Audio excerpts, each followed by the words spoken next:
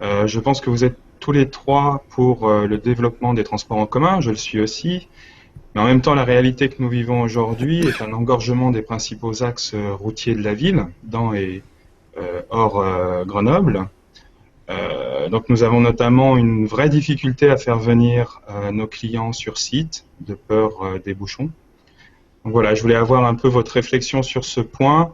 Donc encore une fois, je pense qu'effectivement le développement des transports en commun va dans le bon sens, mais ne pensez-vous pas que nous n'échapperons pas à un développement des axes routiers pour les voitures? Merci. Pierre, vous souhaitez répondre tout de suite? Oui, Transport, je peux répondre. D'abord parce que j'ai une expérience assez similaire. J'étais cadre dirigeant dans l'industrie, dans un monde assez proche de celui de ST. Et donc, j'ai vécu évidemment cette même difficulté à attirer sur Grenoble des équipes pour soit des séminaires, des clients, des fournisseurs même, du fait de cette problématique des bouchons. Il y a un enjeu, je pense, majeur. Est-ce qu'on anticipe l'avenir ou est-ce qu'on subit? Les projets sur la Rocade Nord, qui ont été portés par le Parti Socialiste et par l'UMP, nous ont fait dépenser 40 millions d'euros. On a perdu 10 ans. Cette autoroute ne s'est pas fait, mais on a perdu 40 millions. Et maintenant, on recommence avec l'élargissement de l'A480, avec l'A51. Donc ces projets autoroutiers qui sont pharaoniques en termes de coûts sont anachroniques pour nous. Ce que nous souhaitons, c'est réduire les bouchons, mais quand je discute avec la Chambre de commerce et de l'industrie, dans leurs 10 propositions pour régler les bouchons, nous sommes d'accord avec 7. Il n'y a que les 3 premiers, ces énormes infrastructures, dont on sait qu'elles ne se feront pas, de toute manière. Hein. Les pouvoirs publics n'ont plus cet argent et il n'y a pas de rentabilité pour ces projets.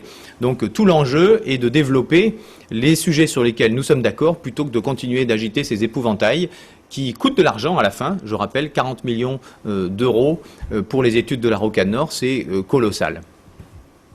Comme ça fait. Oui, écoutez, nous sommes attentifs à cette question-là. Nous sommes favorables à l'élargissement de la 480, au traitement du carrefour du Rondeau et au traitement de la Rocade Sud. C'est aujourd'hui plus de 100 000 véhicules qui circulent, et quand je dis circulent, c'est avec de très grandes difficultés.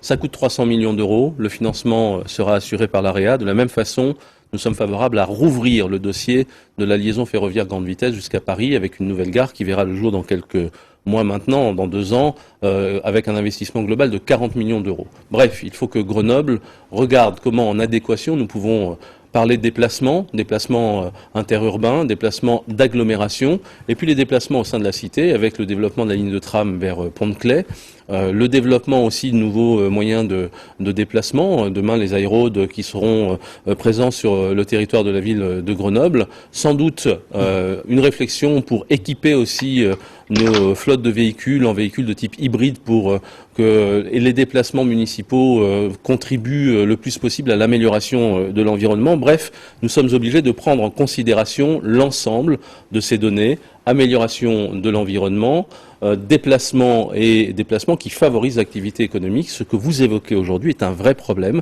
Nous ne pouvons pas faire comme si ça n'était pas une réalité qui pénalise Grenoble et qui risque demain de faire beaucoup plus que la pénaliser.